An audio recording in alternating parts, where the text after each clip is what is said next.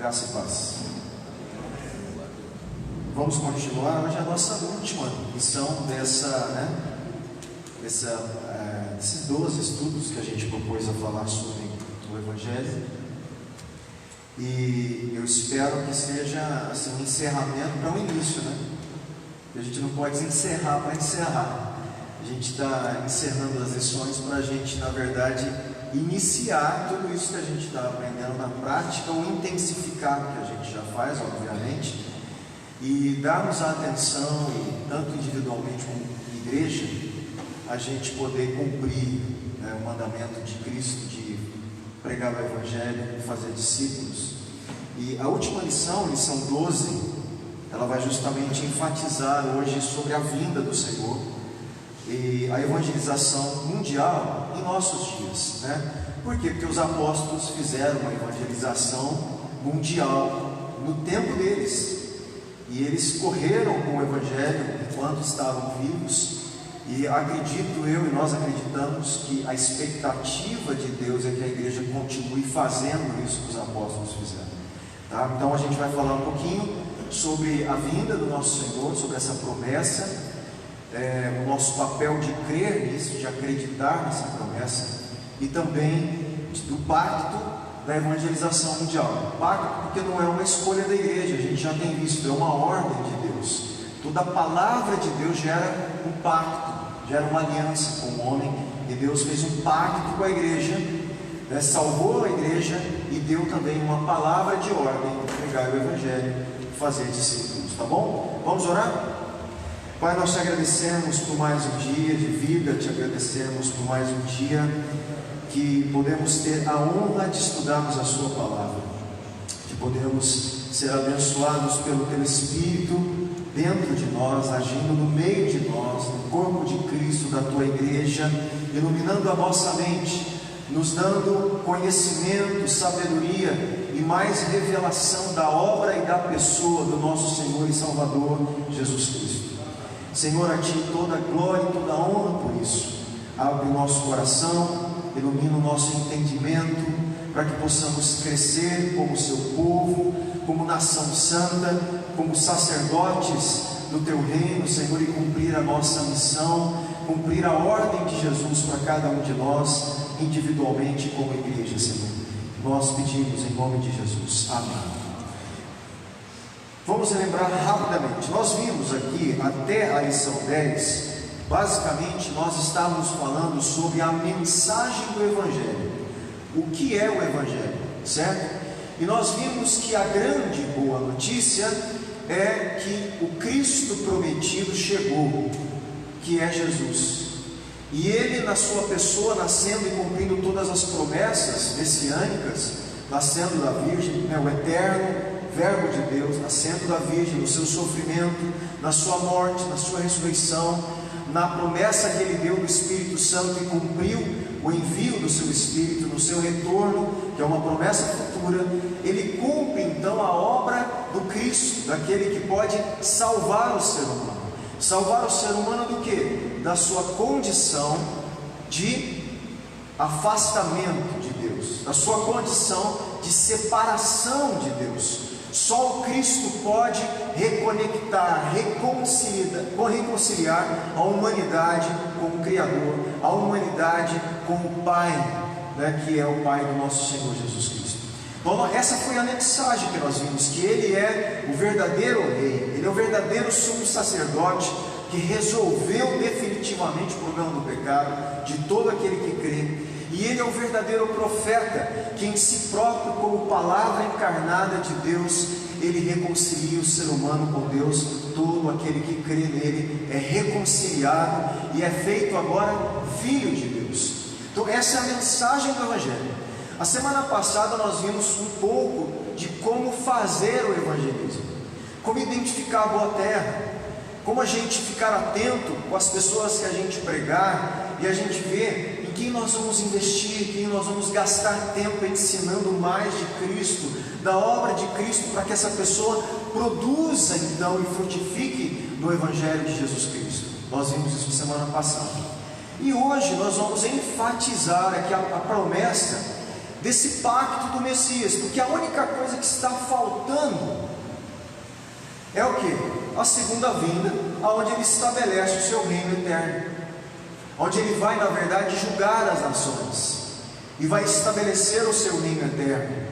É isso que falta, então, e juntamente com isso, a ressurreição dos corpos daqueles que são salvos, aonde na verdade não haverá mais dor, pranto, ranger de dentes, tristeza, toda essa era em qual vivemos, caída ainda, ela vai passar, e o tempo vindouro, o tempo escatológico, o tempo do reino de Cristo será estabelecido eternamente.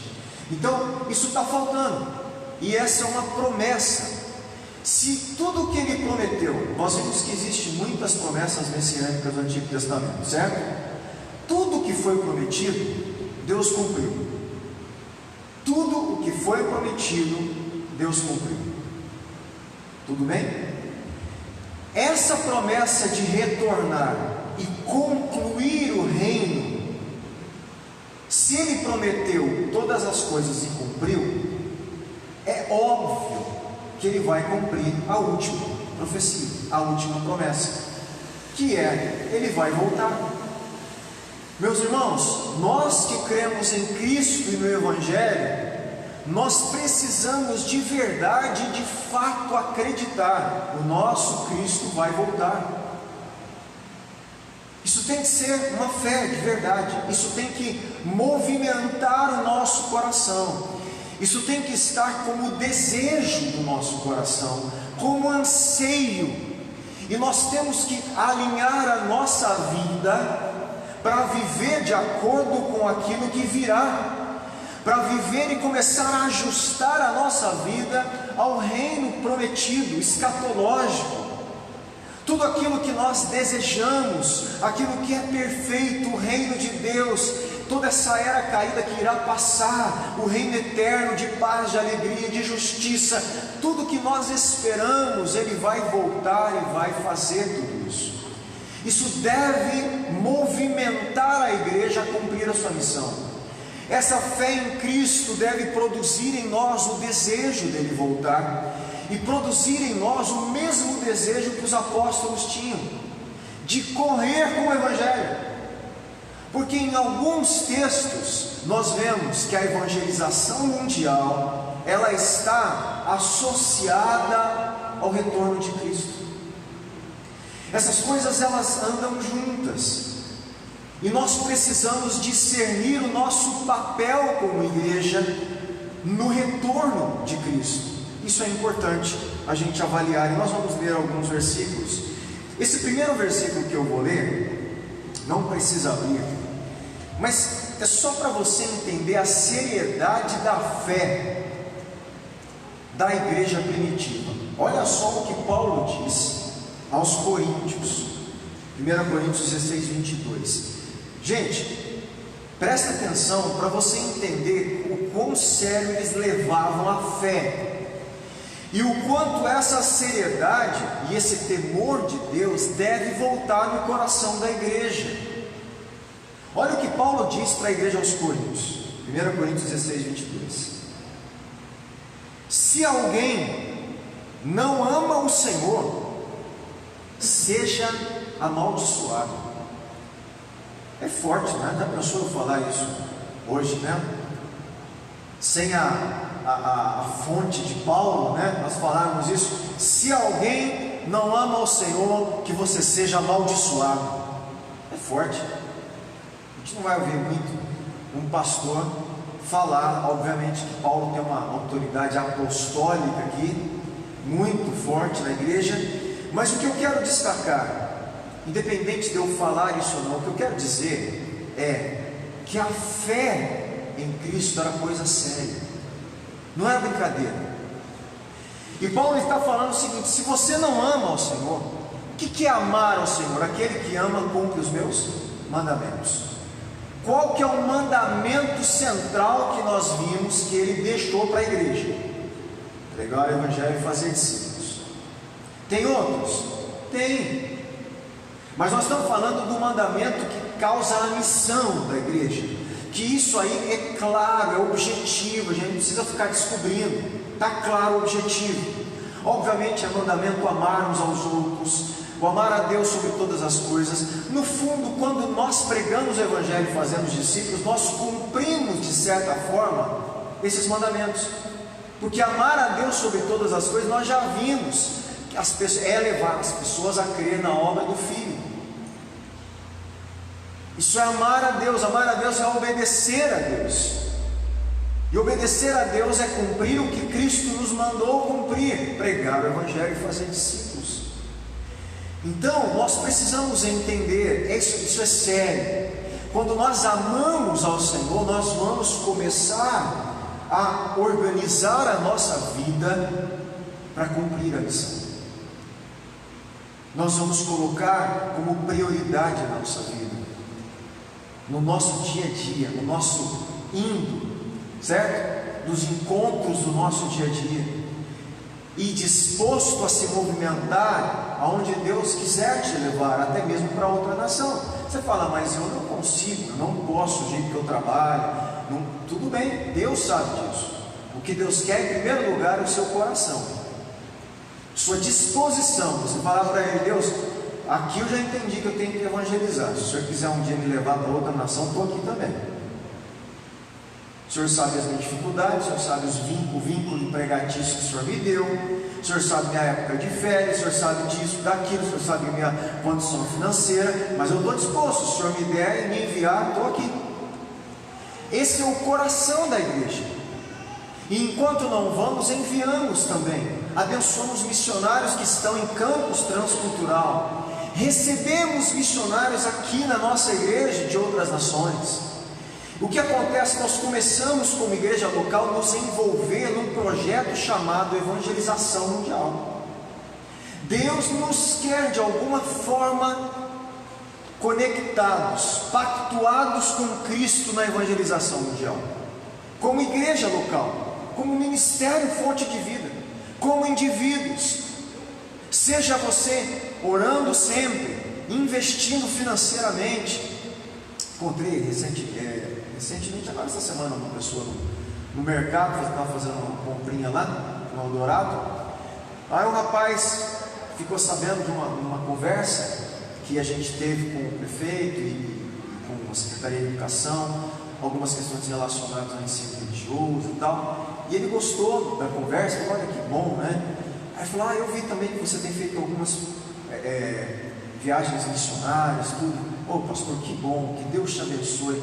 Como o Evangelho precisa, né, levar, e a gente às vezes que não vai, a gente tem que investir mesmo, a gente tem que colaborar financeiramente para pessoas como você poder ir. Aí eu achei interessante, que é uma pessoa que eu não tenho muito contato, não tenho tanto contato, nem sabia da consciência dela relacionada a missões, mas foi muito interessante a fala dela, porque é exatamente isso que nós estamos pregando e desejando que essa mentalidade, esse desejo seja produzido primeiro, eu acredito, no Ministério Fonte de Vida. Obviamente que eu quero que todas as igrejas de Anápolis, no Brasil, na verdade, a igreja mundial tenha essa consciência, um desejo nosso, mas que comece por nós, que nós entendamos, temos um papel, temos uma aliança, nós temos um pacto de desejar a volta de Cristo, crer que Ele vai voltar e nos envolver com a evangelização das nações, das etnias. Estou com muita expectativa agora, com o Matioli, no dia 30. Espero muito poder conhecer o trabalho dos refugiados aqui no Brasil, que ele está envolvido em refugiados que estão chegando no Brasil. Eu citei aqui, olha para você ver a consciência de um missionário, meu irmão, politicamente, egoisticamente, economicamente, ou só como cidadão brasileiro. A gente fala assim, o que esse povo vem fazer no Brasil? Isso é uma mentalidade humana, bem humana, São mais de 90 nações refugiadas no Brasil, você sabia? Mais de 90 nações refugiados por causa de problemas políticos, econômicos, perseguição religiosa, guerra, vários motivos. Mais de 90 grupos étnicos refugiados no Brasil. que o brasileiro fala? O que esse povo está fazendo aqui? Comendo a minha comida, pegando meu emprego, disputando, né, o nosso país. Muitos têm essa característica. Um missionário que vê o reino de Deus, ele fala assim: meu irmão, foi o que ele falou para mim, pastor, muitas dessas nações são portas fechadas para o Evangelho. Sabe o que Deus está fazendo? Deus está trazendo esse povo na nossa casa, para eles ouvirem o Evangelho, e a gente acessar uma cultura que não seria acessada de forma alguma, porque é fechado lá. E aqueles estão vulneráveis, eles precisam da ajuda nossa, do acolhimento. Eles estão abertos a ouvir o que nós temos para falar. É uma oportunidade de pregar o Evangelho às nações, na nossa nação. Então essa é uma visão de um homem de Deus, um missionário, uma pessoa que entende que a igreja tem que estar preocupada com o Evangelho sendo propagado. Olha como a visão é diferente, como quando a gente olha as coisas a partir da missão de Deus, a partir do projeto de Deus. Para ele, Deus está fazendo essa diáspora das nações, trazendo gente para o Brasil, para ser salvo pelo Evangelho. E nós temos que olhar assim, meus irmãos, nós temos que abraçar essa forma de ver o mundo, porque esse é o papel da igreja: representar, testificar de Cristo às nações. Amém? Só para voltar, você viu a seriedade aqui de Paulo, né? A fé da igreja primitiva não era brincadeira, muito séria, através da qual toda a vida deles era organizada, assim como deve ser a nossa. Nós precisamos crer na vinda do Senhor. Eu vou ler rapidamente alguns textos que falam da característica da vinda do Senhor. Preste bem atenção. Lucas 21, 27 diz assim: então se verá o Filho do Homem vindo numa nuvem com poder e grande glória. A primeira questão aí, característica, está falando que as pessoas vão ver Jesus nas nuvens.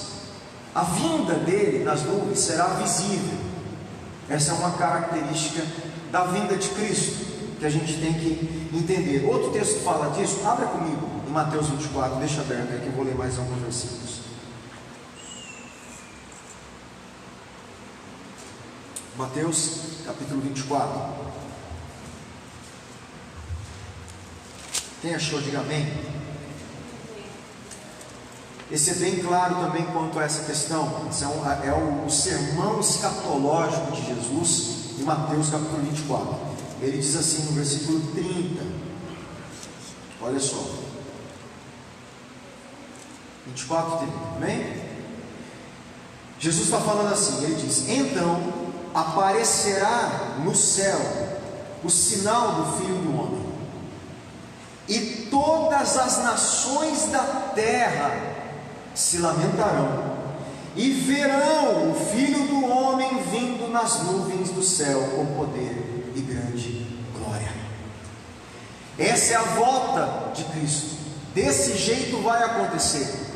Todas as nações da terra lamentarão e verão o Filho do Homem vindo nas nuvens com poder e glória, porque ele vai vir como rei, como juiz, que vai julgar as nações, as impunidades que nós temos, as injustiças. Os reis, governantes, todos prestarão contas ao justo juiz, ao Rei dos Reis e ao Senhor dos Senhores. Será o grande e temível dia do Senhor, meu irmão. Esse dia será terrível. Terríveis para os que se perdem, porque serão julgados, e glorioso para os salvos que esperam, porque nesse dia nós seremos ressuscitados para viver com Ele eternamente. Meu irmão, é a esperança que temos da correção do mundo, é a esperança que temos de que tudo o que está acontecendo hoje na nossa sociedade seja resolvido. Essa esperança, por isso nenhum político vai resolver, nenhum governante.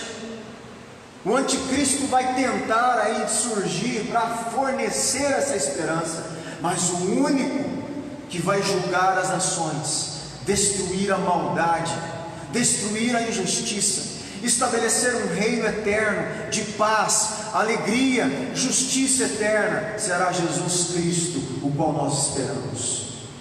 Só Ele pode resolver o problema do pecado, só Ele vai poder resolver o problema das nações. Meu irmão, essa é uma promessa, nós precisamos crer e desejar. Você está me entendendo? Amém. Creia nisso. Se você crê em Cristo e no Evangelho, creia, Ele vai voltar. Ele disse isso, Ele vai voltar. E tudo isso que nós passamos vai acabar. Todo o sofrimento, as tribulações, tudo que nós passamos nessa era, nesse tempo ainda, vai passar, porque Ele vai estabelecer o reino eterno prometido. O nosso Cristo, o nosso Senhor vai voltar, meu irmão. Creia nisso, se prepare, espere, apresse a vinda dEle. Esse está sendo um chamado de Deus para a igreja. Creia, apresse a vinda dEle, espere a vinda dEle, anseie pela vinda de Cristo. Deseje isso do profundo do seu coração, porque esse é o desejo do próprio Espírito de Deus. Se o Espírito de Deus está dentro de nós, esse clamor é produzido, esse desejo é produzido. Nós precisamos clamar: vem, Senhor Jesus, de todo o nosso coração. Amém? Amém. Mais um texto ainda nós vemos em Mateus 24. Primeiro nós vemos que será visível a vinda dele. Não precisa abrir. Atos 1:11 também fala assim, diz assim, ó: e lhe disseram, o anjo, né, os homens, Jesus sobe nas nuvens, lembra desse fato? Ele sobe, aí anjos aparecem para os galileus, para os discípulos, e dizem assim: e lhes disse: Galileus, por que estão olhando para o céu? Este mesmo Jesus, que dentre vocês foi elevado ao céu, voltará da mesma forma como o viram subir. Então, do jeito que ele subiu na frente deles, ele vai voltar. E aqui Jesus fala que as nações o verão, e essa volta será como? Com poder e grande glória. Ele não voltará mais como servo sofredor, como rei sofredor. Ele voltará com a glória do Rei eterno, que vai julgar as nações.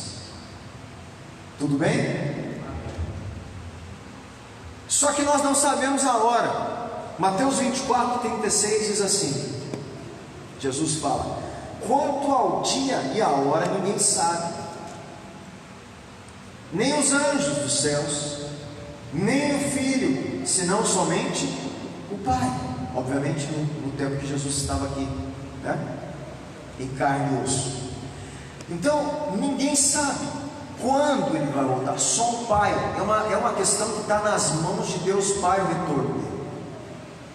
Nós não sabemos. O que nós sabemos é que existem sinais que apontam para a vinda, sinais que mostram, que se configuram e falam: olha, ele pode voltar agora, porque as coisas estão se encaixando. Existe uma percepção de sinais, né, que parece que com os anos eles vão se intensificando. Algumas coisas já aconteceram, mas parece que aquelas mesmas coisas vão se intensificando e vão se intensificando, como dores de parto, até a hora de chegar à luz. Ele vai voltar. Ele prometeu. O que nós precisamos mais entender, a despeito das discussões escatológicas e datas, um monte de coisa, o negócio é o seguinte: o Pai sabe a hora. Primeira coisa, descanse nisso. Segundo, o que nós temos que fazer é crer, esperar e apressar a vinda. Como? Nós vamos chegar lá. Mateus 24:42, ele ainda diz: portanto, vigiem, porque vocês não sabem que dia virá o Senhor. Então, meu irmão, vigia. Ande vigilante. O que é vigilar? Não é ficar atento? Cadê o vigia? Misa, dormiu já era, não é? Você não sabe a hora que vai chegar a dificuldade ou alguma coisa. Você tem que ficar vigiando, você tem que estar atento. Vigie, meu irmão. Ande de uma forma que a sua fé mostre atenção no que Ele está fazendo e na sua promessa. Viva de acordo com a promessa. Viva a tua vida de acordo com a volta de Cristo, desejando, crendo e apressando. Vigie, não durma, não se distraia, não tire o foco da promessa de Deus. Encaminhe a sua vida para esse desejo, para a segunda vinda, para o que Ele fará, para a promessa da salvação do nosso corpo, do reino eterno do nosso Senhor e Salvador Jesus Cristo. Agora, uma coisa muito interessante que segue a vinda, em Mateus 24,14 diz assim, que tem a ver conosco. Jesus fala assim: e este evangelho do reino será pregado em todo o mundo. Fala comigo assim: em todo o mundo.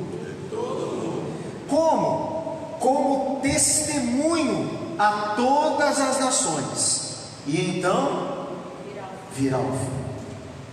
Aqui nós temos que entender, Jesus também deixa claro que a evangelização mundial e testemunhar do Evangelho do Reino de Deus às nações antecede a sua vinda. Nós não sabemos a data, não sabemos prever isso, mas nós temos que entender que em tudo que nós estamos ouvindo, em todos os sinais que Jesus fala, nós não temos controle em nenhum sinal, só esse. Esse sinal nós temos um controle, né? Vou colocar entre aspas aqui, em que sentido? Em cumprir o mandamento de evangelizar. Isso faz parte da nossa missão.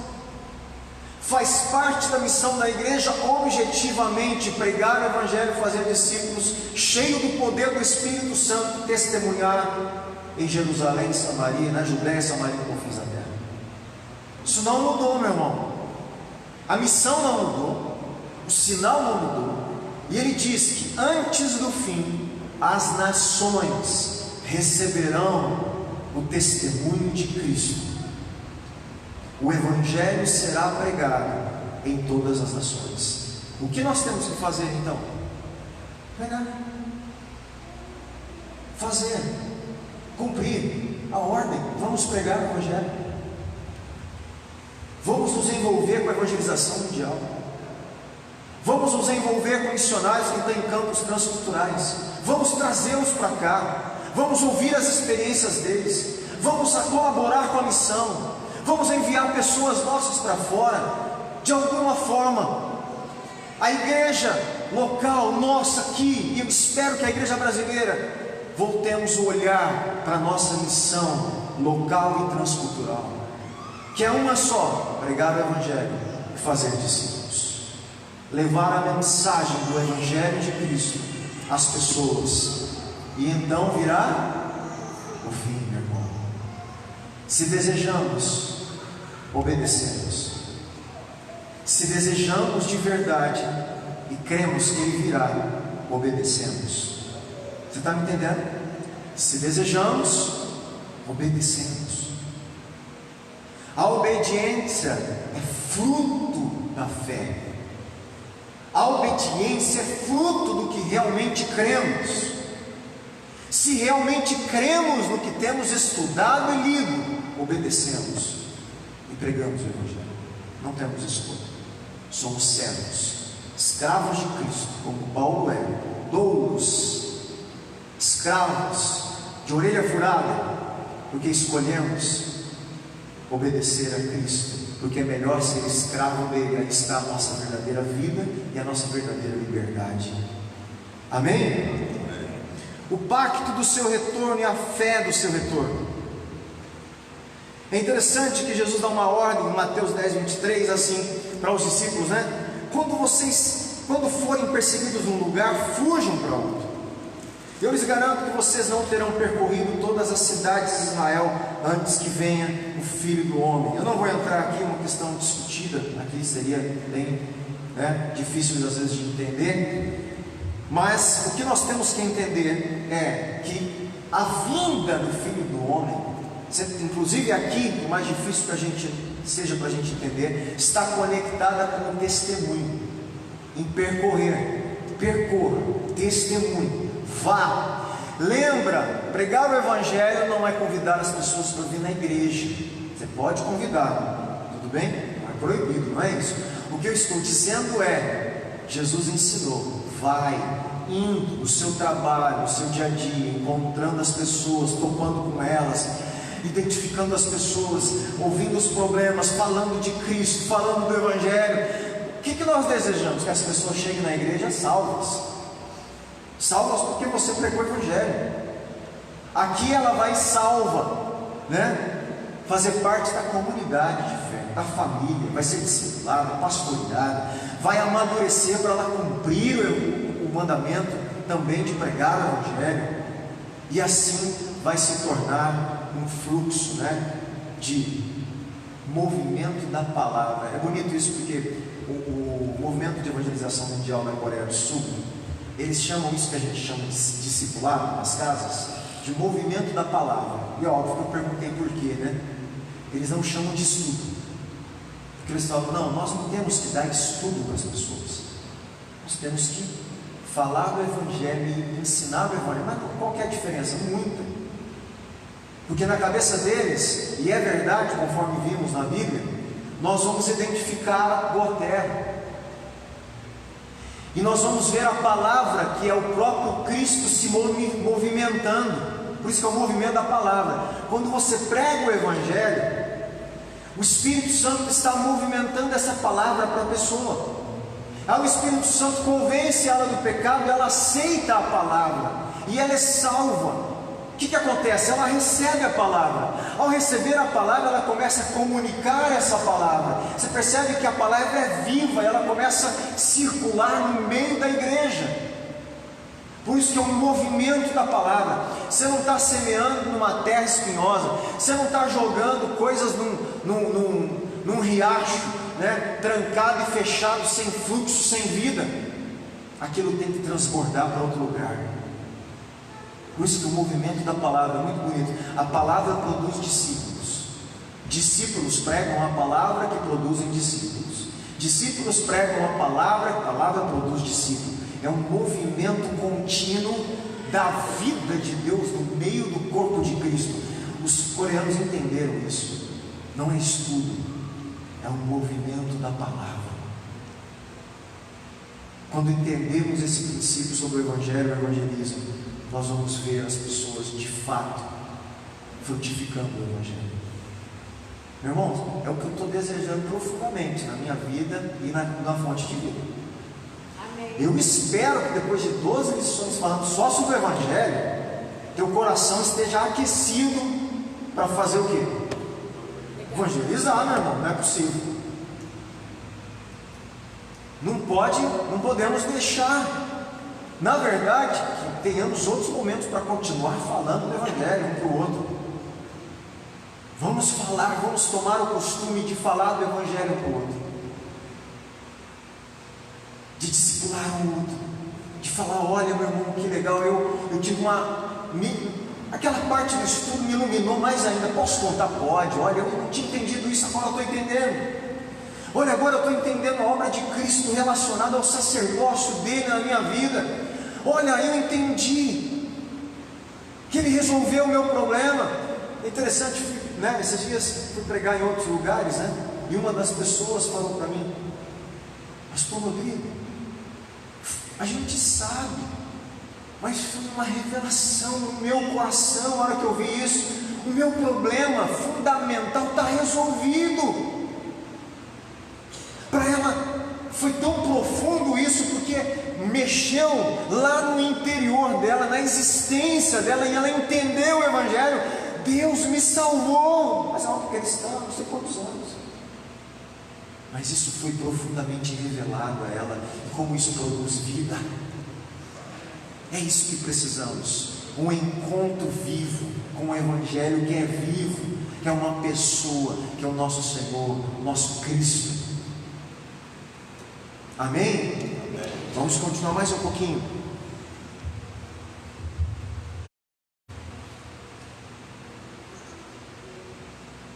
No Mateus 24:34, aqui fica mais simples explicar isso, quando Jesus fala que Ele assegura a vocês, eu asseguro a vocês, que não passará esta geração até que todas essas coisas aconteçam.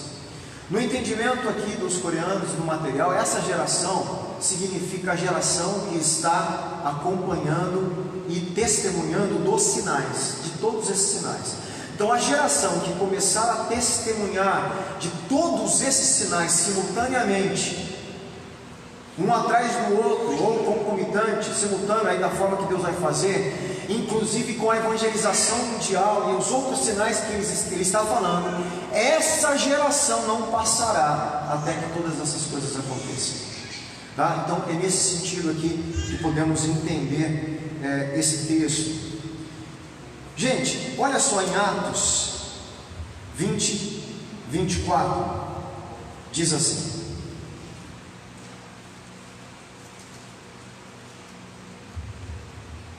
todavia, não me importo, nem considero a minha vida de valor algum para mim mesmo, se tão somente puder terminar a corrida e completar o ministério que o Senhor Jesus me confiou. De o quê? Testemunhar do Evangelho, da graça de Deus. Meu irmão, presta atenção no que esse apóstolo está falando. Ele está dizendo assim: eu não me importo com nada mais, eu não considero nada mais na minha vida de valor. A coisa que eu tenho aqui, valorizo, é se eu conseguir correr. Ele fala, correr. Olha, a palavra corrida é a urgência que eles tinham de cumprir a missão. Ele não fala, eu vou andar por aí. Ele fala, meu irmão, eu tenho que correr. É urgente a propagação do Evangelho. Correr e completar o ministério que o Senhor Jesus me confiou. Qual é o ministério? É o mesmo nosso, de testemunhar do Evangelho da graça de Deus. Sabe o que Deus está querendo da igreja? Isso, que a gente corra com a evangelização. Não é mais tempo de andar com ela. Corra com a evangelização. Esse senso de urgência que os apóstolos tinham. Vamos pregar o Evangelho, vamos pregar o Evangelho, porque se pregarmos, Ele vem. Vamos viver para a sua vinda, pregando, testemunhando, cumprindo a missão. Esse senso de urgência tem que voltar na igreja, conquistar o nosso coração. Daí aquele que espera a vinda de Cristo obedece. Nós pregamos o Evangelho. Outro texto interessantíssimo em 1 Coríntios 7:29-31. Olha, meu irmão, olha o que Paulo está dizendo. Paulo estava vivo falando para a igreja de Coríntios. Ele diz no versículo 29: o que quero dizer é que o tempo é pouco. Quer alguma tradução diferente aí? Curto, né? O que ele está falando? Que o tempo é curto. Curto para quê? Para Jesus voltar, para o dia do Senhor. Paulo cria na volta iminente de Cristo. Ele acreditava, e ele vivia como que se ele fosse ver a volta de Cristo. Ele está falando aqui, meu irmão, que eu quero dizer que o tempo é pouco, é curto. E ele diz assim: de agora em diante, olha só a urgência do apóstolo. De agora em diante, ele fala para o pessoal de Corinto lá: aqueles que têm esposa, vivam como se não tivessem. Olha o que ele está falando, a seriedade. Nós vamos entender o que ele está querendo dizer, tá?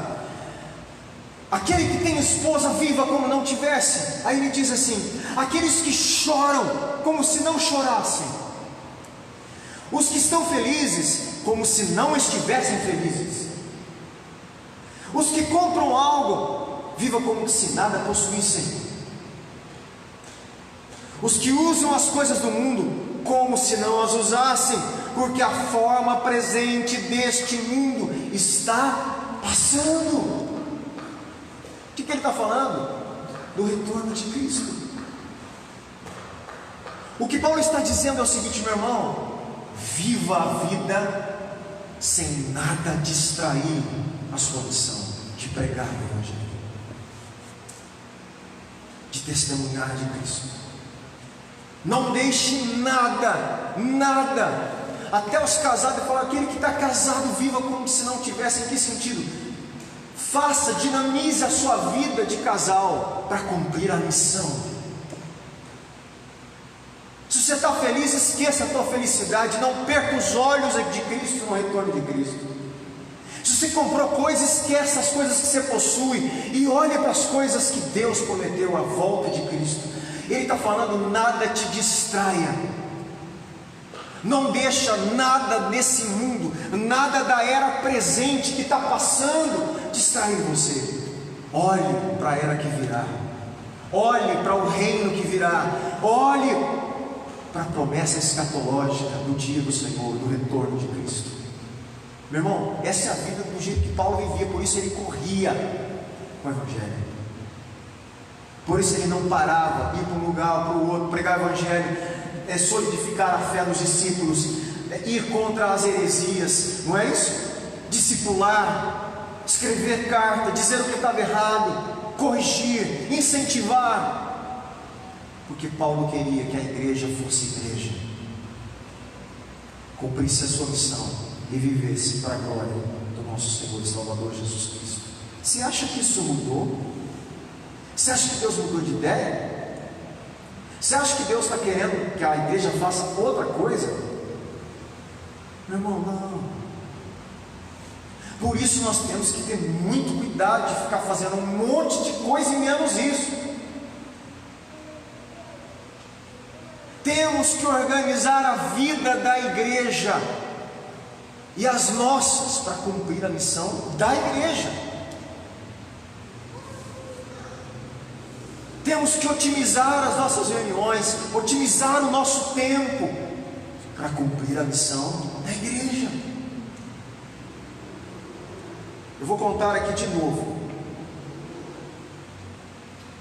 um testemunho também dos coreanos, impactante. Esse grupo de coreano, de uma igreja pequena, já falei, do tamanho da nossa, diferença que eles têm outras 10 congregações também pequenas. Eles têm um pacto com Cristo, que na verdade seria o pacto da igreja: nós vamos evangelizar o mundo.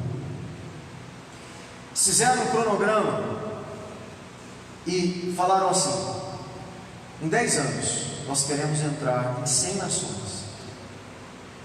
Eles não estão falando em 10 anos nós queremos 100 membros. Em 10 anos nós queremos entrar com o Evangelho, com o seminário sobre evangelização mundial, despertar a igreja, ganhar pessoas para Jesus em 10 nações diferentes. Em 100 nações diferentes. Eles conseguiram alcançar essa meta. Eles entraram em 100 nações diferentes em 6 anos. Outra conta que eles fizeram: para nós entrarmos em todas as nações da terra, que são quase 200 nações, e ainda assim levar o Evangelho de forma consistente em todos os estados, cidades, vai demorar muito. E eles fizeram uma conta, e eles falaram: nós vivos não vamos acabar a evangelização mundial. O que eles fizeram? Os nossos filhos vão acabar a evangelização mundial. Montaram uma escola, chama Finisher School. Escola, eu vou traduzir aqui em pé da letra, tá? Dos finalizadores, daqueles que vão concluir, daqueles que vão finalizar. São os filhinho, tem menino dessa idade que está na escola deles. que as mães se comprometem de ensinar o Evangelho para os filhos, para as crianças, material lúdico, o material, um monte de coisa que eles fazem, essas lições todas ensinadas para as crianças. Saem para a rua com as crianças, para as crianças evangelizarem e aprender a falar do Evangelho de pequenininho. Por quê? Porque os filhos deles estão sendo treinados para terminar a evangelização mundial. Você está entendendo o que é se comprometer com algo? É isso aí que eu estou falando. Eles estão comprometidos com a missão da igreja, mas não deve ser só eles. Esse compromisso é um compromisso da igreja de Cristo, não é dos Coríntios. Graças a Deus que eles estão fazendo, e outros, não só eles, outros grupos no mundo estão fazendo, mas isso deve ser a igreja de Cristo em geral. Construir não seus impérios próprios, construir o reino de Deus na face da terra.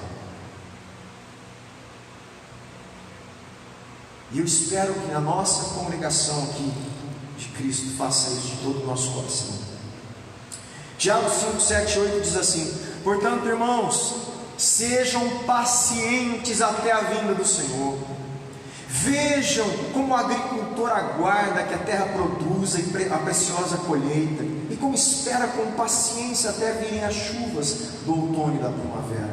Sejam também pacientes e fortaleçam o coração, pois a vinda do Senhor está próxima. Meus irmãos, esse povo acreditava que Jesus estava voltando.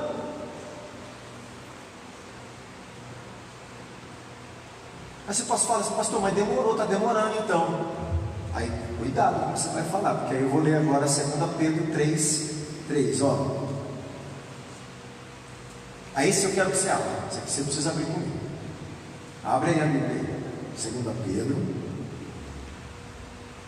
Vou ler com calma.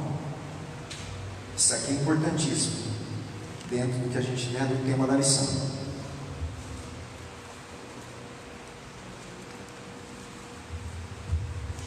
Acharam? Amém? Amém? Diz assim no versículo 3, 2 Pedro 3.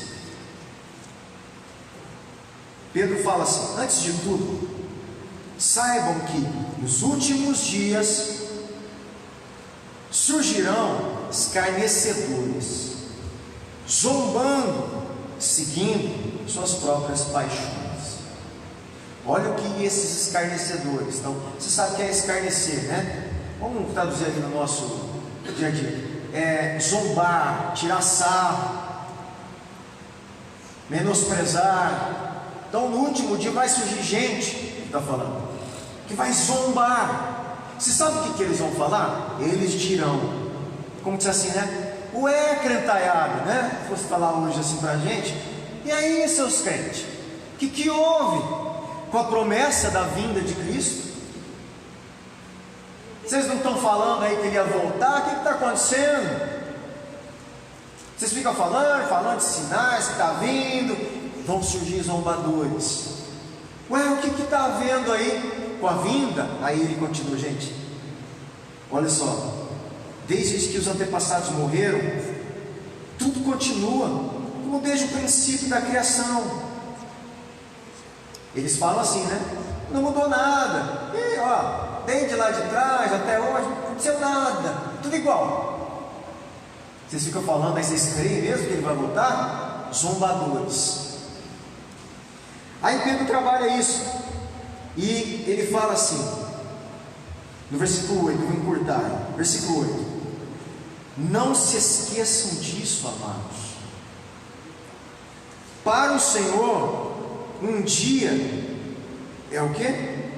Como 1000 anos, e 1000 anos como um dia. Pedro está falando, gente, não está demorando coisa nenhuma. Deus é eterno. Deus não tem nem como contar tempo para Deus. Deus está fora, Ele criou o tempo.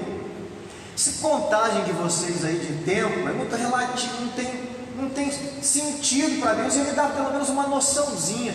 Fala, o negócio é o seguinte: 1000 anos para Deus é como se fosse um dia como 1000 anos, não tem diferença. Nós estamos no ano 2019, passou 2 dias da morte de Cristo, não está demorando nada. O que Pedro está falando é: cuidado com o que vocês estão falando, porque Ele vai cumprir. E vocês, zombadores, vocês vão ser julgados. E aí ele continua no versículo 11: visto que tudo será assim desfeito, que tipo de pessoas é necessário que você seja, né? Como o mundo vai ser passado pelo fogo, e as coisas malignas de pecado dessa terra, essa era em pecado vai ser destruída, e novos céus e nova terra vão existir. Que tipo de gente que vocês têm que ser? Ele fala: que tipo de gente? Aí ele fala assim: vivam de maneira santa e piedosa. Piedosa, lembra que é uma vida de fé. Então viva de uma maneira santa e crendo, uma vida de fé, esperando, diga comigo, esperando o dia do Senhor. Gente, viva esperando o dia do Senhor. Viva esperando o dia do Senhor. Só esperando? E fala comigo: apressando a sua vida. Apressando, gente, esperando e apressando a vinda. Como eu apresso a vinda? É óbvio, cumprindo a nossa missão de pregar o Evangelho e fazer discípulos, sendo testemunho do Evangelho de Cristo a todas as nações. É como que seria: faça o seu papel como igreja, o resto Deus vai fazer tudo. Espera e faça o seu papel. Apressa. Testemunho de Cristo. Se envolva com o pacto da evangelização mundial. Se envolva com a missão, a sua missão. Faça o que você tem que fazer como igreja.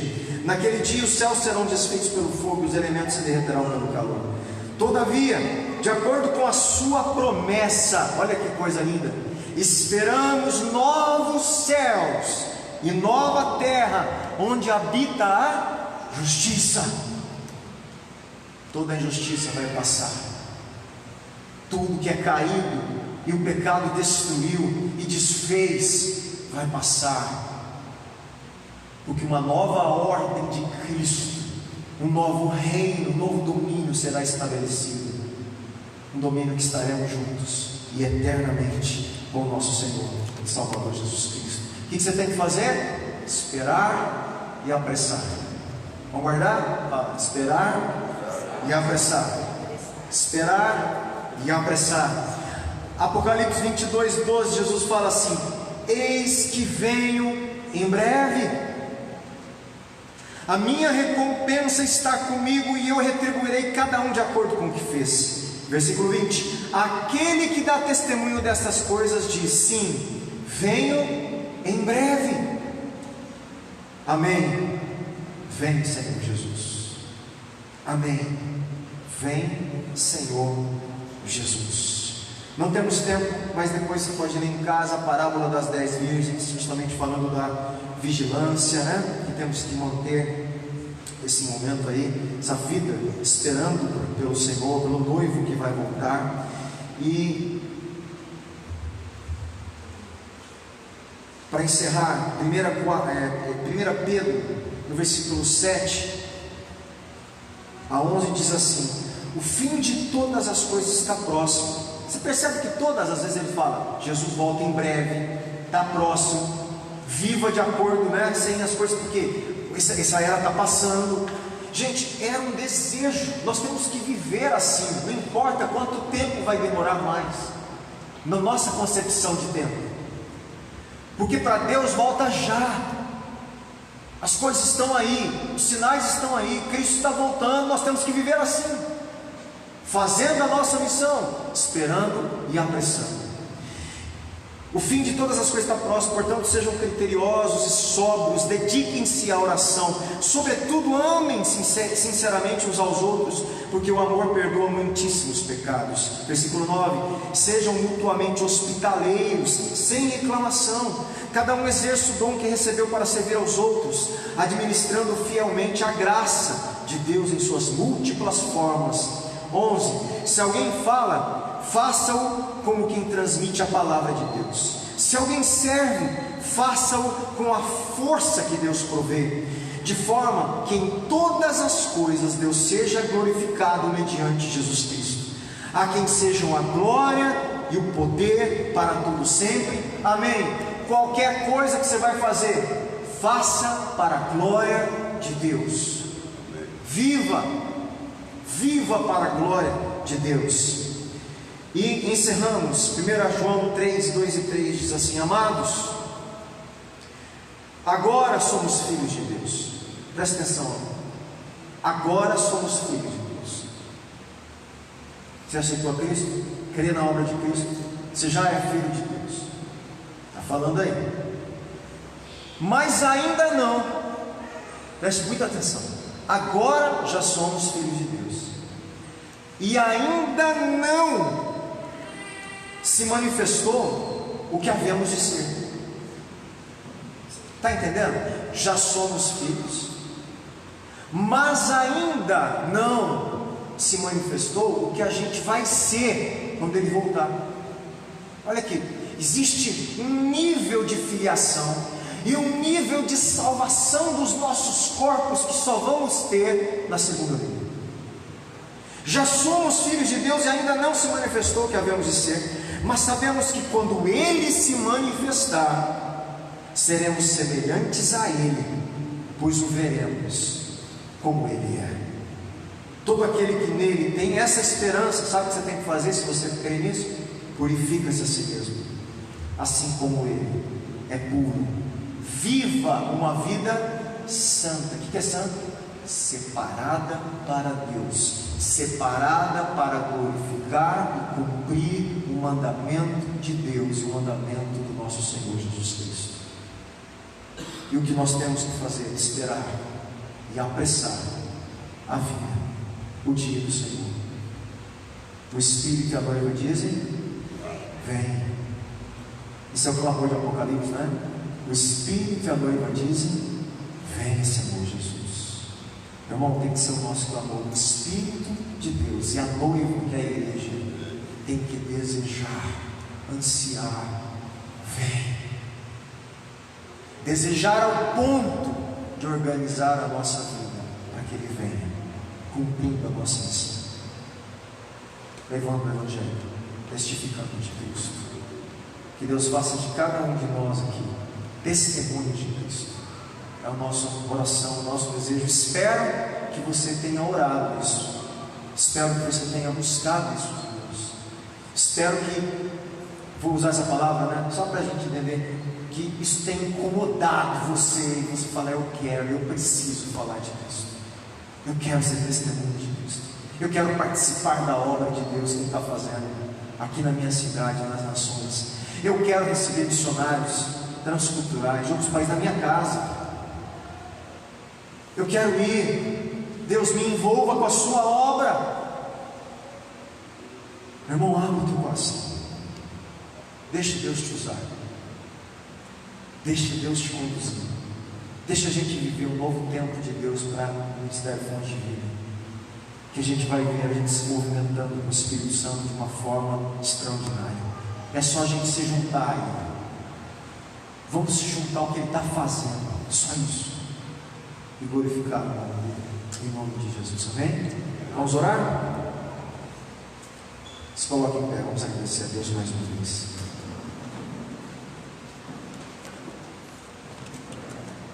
Pai, mais uma vez, obrigado pelo Evangelho. Obrigado pelo Evangelho que nos alcançou para a salvação.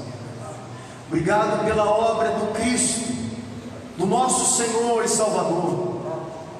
Obrigado porque Ele, como verdadeiro Rei, destruiu a cabeça da serpente, destruiu as obras de Satanás, voltará para reinar eternamente.